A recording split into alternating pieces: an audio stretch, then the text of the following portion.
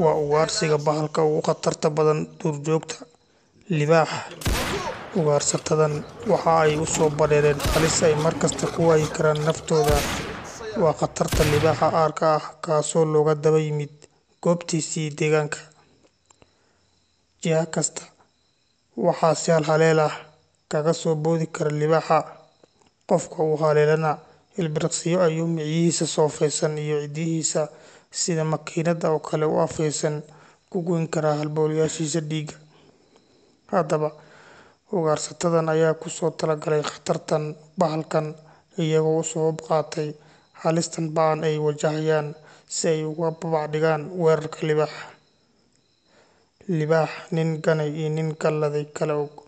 Waxaa la wariyaa bahalka libaaxa inuu awood garasho u leeyahay uu ku kala dareemo cidda isaga maagan oo naftiisa halis gelin karta iyo cidda kale.